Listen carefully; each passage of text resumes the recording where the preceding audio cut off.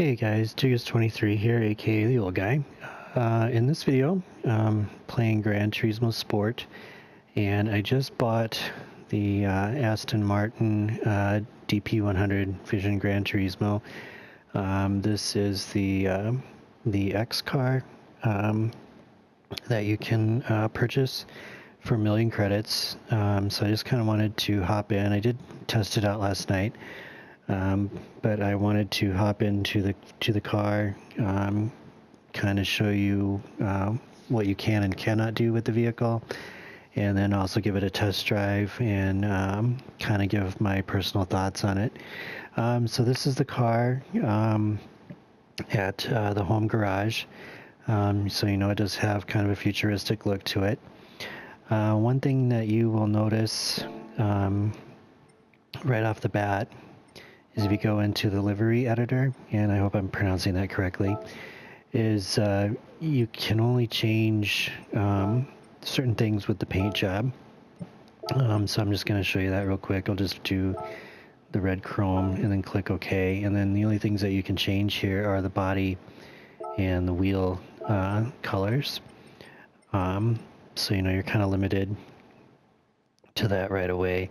You can't change the striping around the edges or anything else like that. You know, you can go in and slap some decals on it, do whatever you want with that. But you know, that was the first thing I noticed. Whoops, don't want to save that.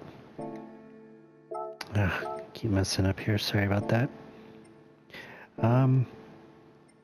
So what we're gonna do is I'm gonna hop over to the arcade mode, do a time trial. And I think for this particular one, I think again we will go to the Dragon Trail. This is kind of my go-to track for testing. It has a lot of you know, different angled turns. It has a S-curve, you know, chicane. I think those terms are interchangeable. I hope. Hope I'm not misusing those terms. So I'm going to go ahead and go over here, make sure I select the right car. I'm going to go ahead and select automatic, and then show you the setup here, which cannot be changed. What I mean by that is you're kind of stuck with the stock vehicle. You can't make any changes to the downforce. About the only thing that you can change are the wheels that, or excuse me, the tires that you're using on the vehicle. So as soon as this loads up, I will show you that here.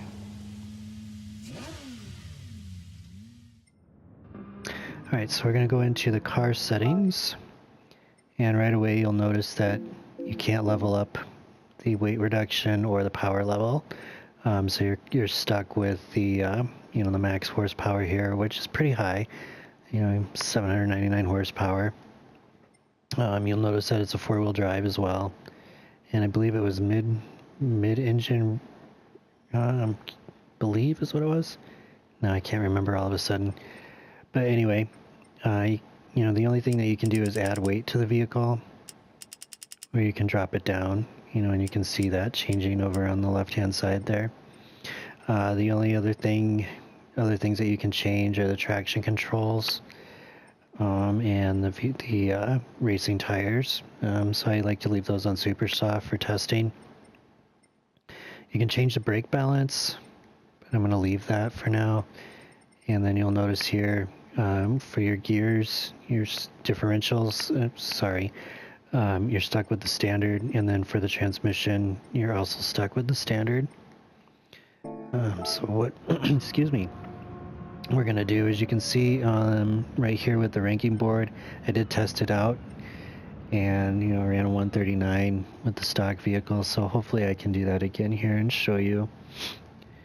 But what I've noticed is with the X group is that you have to brake a lot earlier into the corners for most of the vehicles. I think with the Tomahawk you don't have to do that so much. You know, you just have to be very light on the steering wheel with the Tomahawk, but we'll review that another time. So I'm going to go ahead and hop into the car here.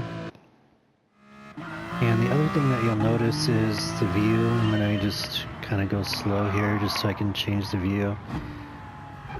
You'll notice that you can't get a cabin view. So you're kind of stuck with the third person, you know, or you have the grill view is what I like to call it. I don't know what else to call that. And you know, and then you have the hood. So I'm gonna go back to the third person view, just because it'll be a little easier to see what we're doing here. And I'm not gonna open up the car right away. So you kind of see I left it off there and I shouldn't have. So we're just gonna take a tour around Dragon Trail in this car, and you can see there I didn't take that turn, you know, at speed. So just kind of getting a feel for the car again here. You can see there I went way, way wide, ran off the track. It's not how I wanted it to be set up, but that's okay. Not sure why it reset me onto the track there. That was kind of weird.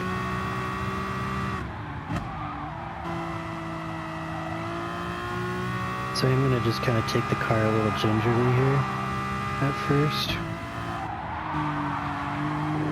You can see it slid around that corner. And I remember in prior testing I had to brake really early here and kind of get hard onto the brakes. Once you do get into the corners with this car, it does turn, you know, it does corner very nicely. You can see there I took that one a little too heavy into the corner there, took too much speed in. But once you do get the car slowed to the proper speed and start turning into the corners, it does corner very nicely. It's just getting it to the proper speed. So you can see I'm way, way off my 139 best lap from last night. So I'm going to try to do a little bit better here. Just try to turn in properly, brake a little earlier.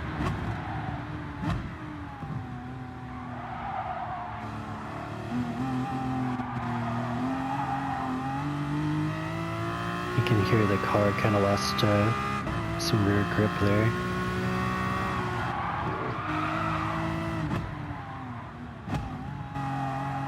Oops. So that one, I didn't carry enough speed into that corner again. Just because I was a little afraid I was going to slide off. And there I should have just lifted off the gas instead of braking.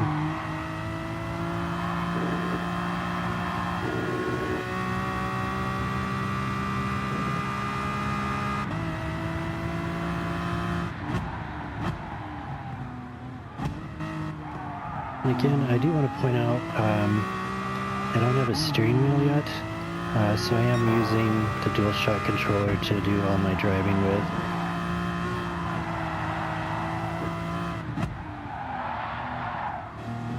So there I screwed up the entry to that corner.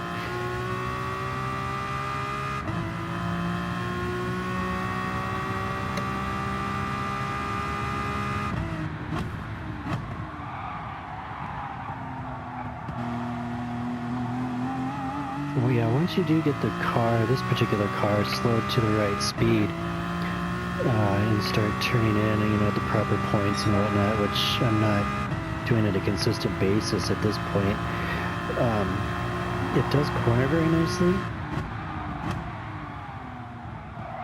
But again, you know, with that horsepower, I'm having to brake a little earlier than what I would do with other vehicles. And I'm going to try to take this corner at speed, and I cut it a little sharp there, but was able to maintain. And there I didn't carry enough speed into that corner again.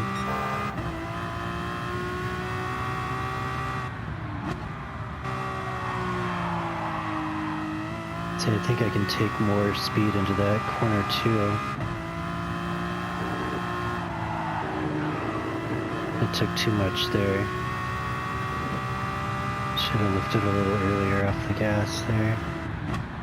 You can see my ghost car catching up to me there because I screwed up that last corner. There I turned too much, so I lost a little bit of time.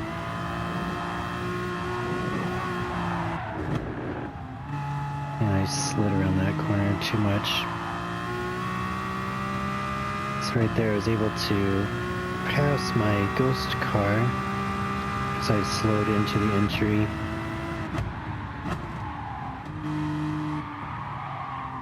And there I took too much speed into that corner.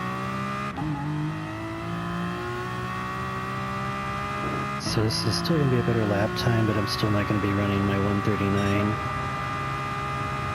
Alright, so I'm going to just do one more lap here.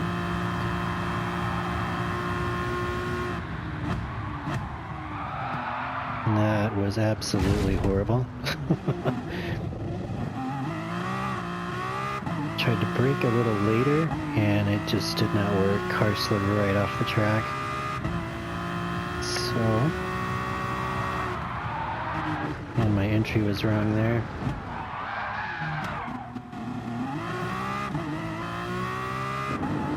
Not running very consistently here. Sorry about that, guys. But we're talking more about the vehicle than we are about my horrible driving. Again, it does hold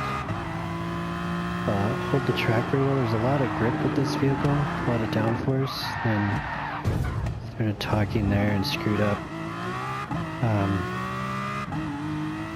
So you do get a lot of grip in the corners, provided that you aren't driving like me. And once you do get into the corner, it does hold it very nicely. Not sliding a whole lot, I don't believe. And I shouldn't hit the brakes there, but okay. So I'm just going to take the rest of this lap a little slow. Might just go ahead and do one more just to see if I can improve here.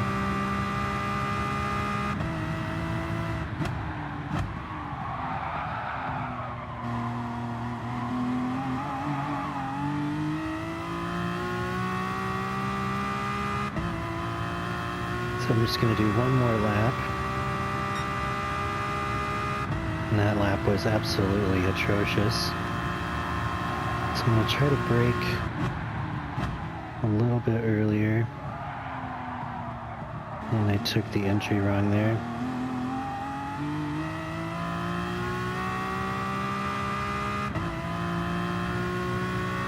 I'll try to turn in. And I totally screwed that up. But anyway, we'll just go ahead and finish out this lap here. But anyway, the car, does handle pretty nicely. I'm just trying to push a little too hard into the corners. That's why you're seeing me slide off the track. Just trying to see what it can do here. But I know it's not going to hold that corner, so we did slide a little. Slid a little bit around that corner just because I did it all wrong. But basically with this car, I'm having to brake a little bit before I normally would, just to get the car slowed properly.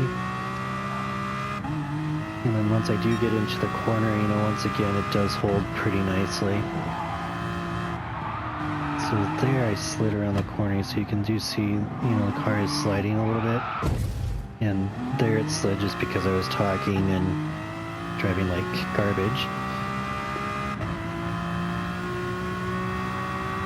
Yeah, it's not a bad car, but out of all of the X-Class cars,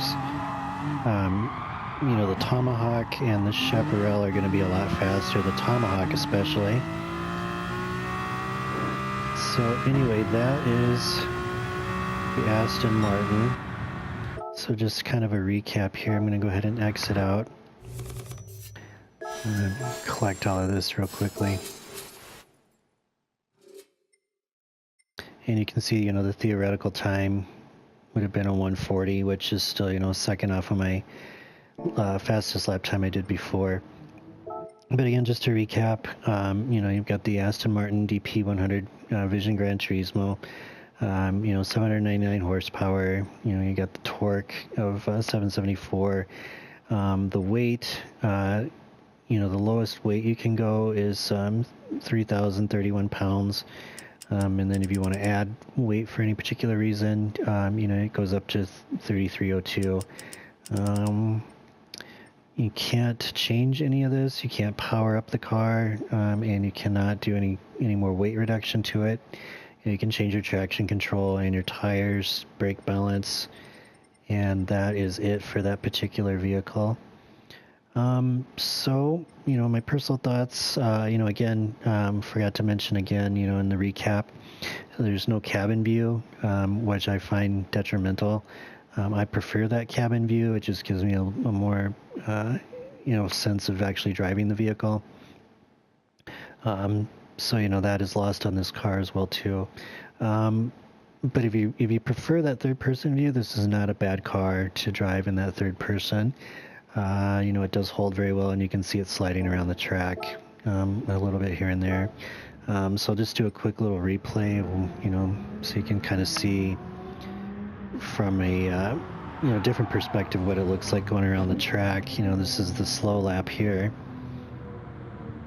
As I was talking, but then it's not a bad-looking car, and it's not overly difficult to drive. It's actually fairly easy. The only problem is getting it slowed, finding your braking points and getting the car slowed so you can get around these corners. So there we go. On that first lap, this is the very slow lap. You can see it kind of hugged that corner there pretty nicely. And then I slowed way down just to get around these corners, get a little bit used to the track again, because I haven't been at this track a whole lot.